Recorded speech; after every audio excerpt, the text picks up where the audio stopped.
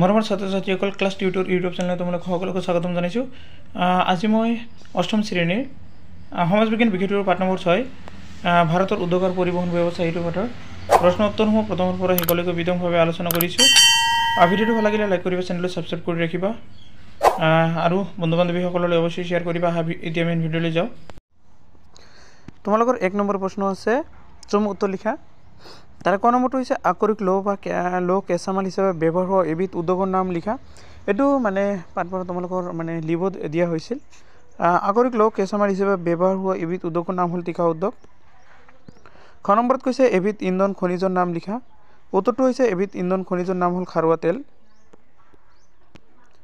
খ নম্বৰ হৈছে ভাৰতৰ এখন কপাহ উৎপাদনকাৰী ৰাজ্যৰ নাম লিখা। উত্তৰটো হৈছে ভাৰতৰ এখন কপাহ উৎপাদনকাৰী ৰাজ্যৰ নাম হ'ল মহাৰাষ্ট্ৰ। খ নম্বৰ ভাৰতৰ আটাইতকৈ অধিক পৰিমাণে ব্যৱহৃত পৰিবহণ সেৱাবিধৰ নাম লিখা। উত্তৰটো হৈছে ভাৰতৰ আটাইতকৈ অধিক পৰিমাণে ব্যৱহৃত পৰিবহণ সেৱাবিধৰ নাম হ'ল ৰেল পৰিবহণ। 2 নম্বৰ প্ৰশ্ন চোৱা কি কৈছে, শুদ্ধ উত্তৰটো লিখা। তাৰে ক নম্বৰটো হৈছে অভ্ৰ উৎপাদন ভাৰতৰ স্থান পৃথিৱীৰ ভিতৰত এইটো হ'ব প্ৰথম পাই আহিছোঁ আমি। খ নম্বৰ হৈছে ভাৰতৰ প্ৰথম ৰেল চলিছিল, তোমালোকৰ ক নম্বৰটো হ'ব 1853 চনত। গ নম্বৰ হৈছে ভাৰতৰ দীৰ্ঘতম ৰাষ্ট্ৰীয় ঘাইপথটো হ'ল এইটো 44 নম্বৰ ৰাষ্ট্ৰীয় ঘাইপথ। খ নম্বৰ হৈছে ভাৰতৰ আটাইতকৈ বেছি পথৰ ঘনত্ব থকা ৰাজ্যখন হ'ল এইটো হ'ব কেৰেলা। কেৰেলাত আটাইতকৈ বেছি মানে ঘনত্ব থকা ৰাস্তা আছে। 2 নম্বৰ প্ৰশ্ন চোৱা কি কৈছে, শুদ্ধ উত্তৰটো লিখা। তাৰে ক নম্বৰটো হৈছে অভ্ৰ উৎপাদন ভাৰতৰ স্থান পৃথিৱীৰ ভিতৰত এইটো হ'ব প্ৰথম পাই আহিছোঁ আমি। খ নম্বৰ হৈছে ভাৰতৰ প্ৰথম ৰেল চলিছিল, তোমালোকৰ ক নম্বৰটো হ'ব 1853 চনত। গ নম্বৰ হৈছে ভাৰতৰ দীৰ্ঘতম ৰাষ্ট্ৰীয় ঘাইপথটো হ'ল এইটো 44 নম্বৰ ৰাষ্ট্ৰীয় ঘাইপথ। খ নম্বৰ হৈছে ভাৰতৰ আটাইতকৈ বেছি পথৰ ঘনত্ব থকা ৰাজ্যখন হ'ল এইটো হ'ব কেৰেলা। কেৰেলাত আটাইতকৈ বেছি মানে ঘনত্ব থকা ৰাস্তা আছে।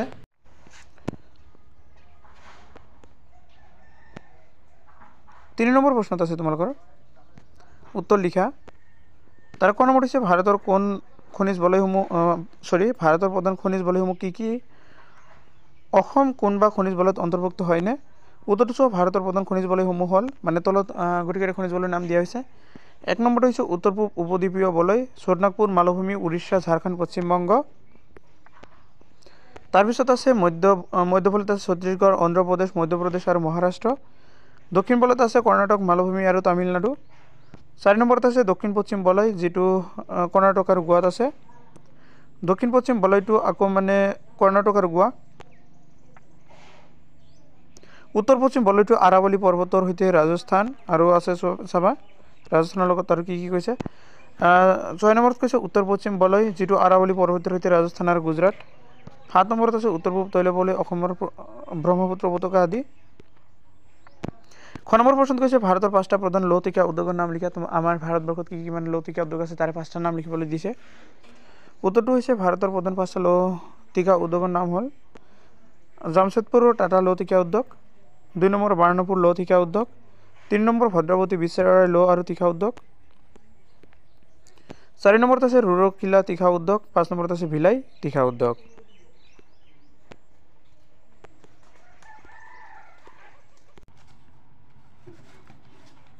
এবাৰ গ নম্বৰত আছে মুম্বাই আহমেদাবাদ অঞ্চলত বয়ন উদ্যোগসমূহ কিয় গঢ়ি উঠিছে। উত্তৰত চোৱা কৈছে মুম্বাই আৰু আহমেদাবাদৰ বস্ত্ৰশিল্পসমূহ প্ৰধানকৈ মহাৰাষ্ট্ৰ, গুজৰাটত উৎপাদিত কপাহৰ ওপৰত নিৰ্ভৰ কৰি গঢ়ি উঠিছে।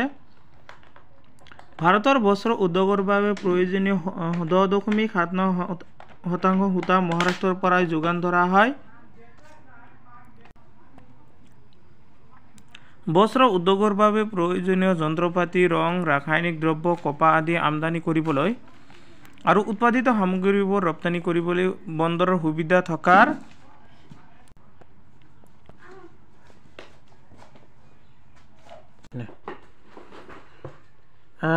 বাবে মুম্বাই আহমেদাবাদ অঞ্চল বয়ন উদ্যোগসমূহ গঢ়ি উঠিছে।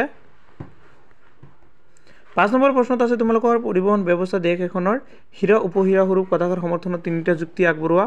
উত্তৰটো চোৱা 1 নম্বৰত আছে পৰিবহণ ব্যৱস্থাৰ জৰিয়তে নিত্য ব্যৱহাৰ্য খাদ্য সামগ্ৰী আৰু বস্ত্ৰ আদি দেশৰ এটা অঞ্চলৰ পৰা আন এটা অঞ্চললৈ যোগান ধৰা হয়। 2 নম্বৰটো হৈছে পৰিবহণ ব্যৱস্থাৰ লগত খাপ লাখ লাখ লোক প্ৰত্যক্ষ বা পৰোক্ষভাৱে নিয়োজিত হৈ জীৱিকা উপাৰ্জন কৰি আছে। উদাহৰণস্বৰূপে কেৱল ৰেল পৰিবহণ সেৱাতে 1.4 নিযুত বিষয়া কৰ্মচাৰী নিযুক্ত হৈ আছে। 3 নম্বৰত আছে পৰিবহণ ব্যৱস্থাই দেশৰ অৰ্থনীতিক টনকিয়াল কৰাত সহায় কৰিছে। ৰেল সেৱাৰ জৰিয়তে দেশ ভালেখিনি ৰাজহ অৰ্জন কৰে। উদাহৰণস্বৰূপে 2011-12 বৰ্ষত ৰেল পৰিবহণ ব্যৱস্থাৰ পৰা দেশত 108 মানে কি হৈছে 10,82,07,879 কোটি টকা মানে উপাৰ্জন কৰিছিল। এবাৰ 6 নম্বৰত কৈছে ভূচিত্ৰাৱলীৰ সহায়ত লিখা মানে মানচিত্ৰ চাই লিখিব কৈছে অসমৰ ৰাষ্ট্ৰীয় ঘাইপথসমূহ চুই যোৱা জিলা সদৰসমূহৰ নাম। উত্তৰটোত কৈছে চোৱা অসমৰ ৰাষ্ট্ৰীয় ঘাইপথসমূহ চুই যোৱা জিলা সদৰসমূহৰ নাম হ'ল তিনিচুকীয়া, ডিব্ৰুগড়, শিৱসাগৰ, যোৰহাট, গোলাঘাট, ডিফু, হাফলং, শিলচৰ, হাইলাকান্দি, কৰিমগঞ্জ, ধেমাজি, উত্তৰ লখিমপুৰ, তেজপুৰ, নগাঁও, মৰিগাঁও, দৰং, ওদালগুৰি, নলবাৰী, গোৱালপাৰা, বৰপেটা, বাক্সা, কাজলগাঁও, বঙাইগাঁও, ধুবুৰী আৰু কোকৰাঝাৰ। খ নম্বৰত কৈছে ৰেলপথে সংযোগ নকৰা উত্তৰ পূব ভাৰতৰ ৰাজ্য কেইখনৰ নাম। যিকেইটা ৰাজ্য মানে কি কৰা নাই ৰেলপথে সংযোগ কৰা নাই। উত্তৰটো হৈছে ৰেলপথ সংযোগ নকৰা উত্তৰ পূব ভাৰতৰ ৰাজ্য কেইখনৰ নাম হ'ল নাগালেণ্ড, মণিপুৰ, মিজোৰাম আৰু মেঘালয়। তাৰপিছত গ নম্বৰ হৈছে ব্ৰহ্মপুত্ৰ উত্তৰ পাৰে ধেমাজি জিলাত থকা ৰেলপথৰ শেষৰ ৰেল ষ্টেচনৰ নাম কি। উত্তৰটো হৈছে ব্ৰহ্মপুত্ৰৰ উত্তৰ পাৰে ধেমাজি জিলাত থকা ৰেলপথৰ শেষৰ ৰেল ষ্টেচনৰ নাম হ'ল মকং চেলেক।